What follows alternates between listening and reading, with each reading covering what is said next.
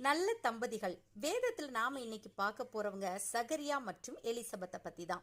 வேதம் சொல்கிறது, சகரியாவும் எலிசபெத்தும் எப்படி இருந்தாங்கன்னா, அவர்கள் இருவரும் கர்த்தரிட்ட சகல கற்பனைகளின் படியையும் நாம் முன்மாதிரியாய் கொள்ள வேண்டிய ஒரு நல்ல எடுத்துக்காட்டான தம்பதிகள் யாருன்னு சொல்லி பார்த்தோன்னா சகரியா மற்றும் எலிசபெத்.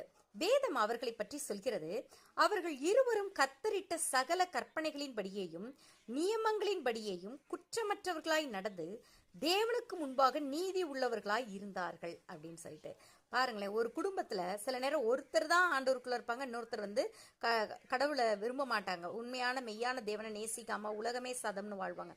ஆனா இந்த சகரியாவும் எலிசபெத்தும் ரெண்டு பேருமே கர்த்தரிட்ட சகல கற்பனைகளின்படியும் நியமங்களின்படியும் குற்றமற்றவர்களாய் வாழ்ந்தாங்கன்னு சொல்லி கர்த்தரை சாட்சி கொடுக்கிறாரு.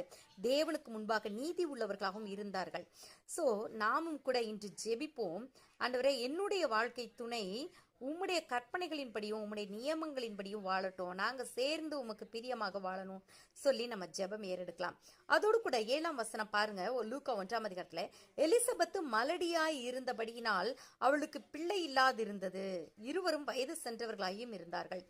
ஸோ இதுல இருந்து நாம என்ன கத்துக்கலாம்னா, அவங்க ரெண்டு பேரும் கர்த்தரிட்ட கற்பனைகளின்படியும் கட்டளைகளின்படியும் குற்றமற்றவர்களாய் நீதியுள்ளவர்களாய் வாழ்ந்தாலும் கூட அவர்களுக்கும் சில குறைவுகள் இருக்கத்தான் செய்தது. அந்த அம்மா வந்து மலடியா இருந்தாங்க, அவங்களுக்கு குழந்தை இல்லை என்று சொல்லி பார்க்கிறோம். இது நிமித்தமாக அவங்க மற்றவங்க கிட்ட ஏச்சு பேச்சு எல்லாமே வாங்கியிருப்பாங்க, மற்றவர்கள் அற்பமா பேசியிருப்பாங்க. நீ கடவுள் கடவுள்னு ஓடுற, அதனால உனக்கு என்ன பிரயோஜனம், உனக்கே குழந்தை இல்லை, உனக்கு ஆசீர்வாதமே இல்லை, நீ கர்த்தரை தேடுகிறதுனால என்ன பிரயோஜனம் அப்படின்லாம் சொல்லி கூட பேசியிருப்பாங்க. ஆனா ஒரு நாள் வந்தது, அந்த நாளிலே தேவதூதன் சகரியாவை சந்திக்கிறார். அதற்கடுத்து அவங்களுக்கு குழந்தை பிறக்கிறது. அந்த குழந்தை தான் யோவான் ஸ்நானகன். ஏசு கிறிஸ்துவுக்கு ஞான ஸ்நானம் கொடுத்த யோவான் ஸ்நானகன் சொல்லிட்டு வேதம் சொல்கிறது. ஸோ நம்முடைய வாழ்க்கையில் குறைவுகள் இருந்தால் குறைவுகளை நிறைவாக்குகிற கர்த்தர் நம்மோடு இருக்கிறாருங்க. கர்த்தருக்காக நம்ம எடுக்கிற எந்த பிரயாசமும் வீணாய் போகாது. அதனால கர்த்தருக்குள் நீங்கள் படுகிற பிரயாசம் விருதாவாய் இராதென்று அறிந்து அசையாதவர்களாகவும் உறுதிப்பட்டவர்களாகவும் கர்த்தருக்குள்ள நிலைத்திருங்கள். ஆமென். கர்த்தர் நம்மை ஆசீர்வதிப்பாராக. நாமும் குடும்பமாய் நாம் ஒவ்வொருவருமே ஜெபிப்போம். என்னுடைய குடும்பம், நாங்கள் குடும்பமாய் கர்த்தரை தேட வேணும்.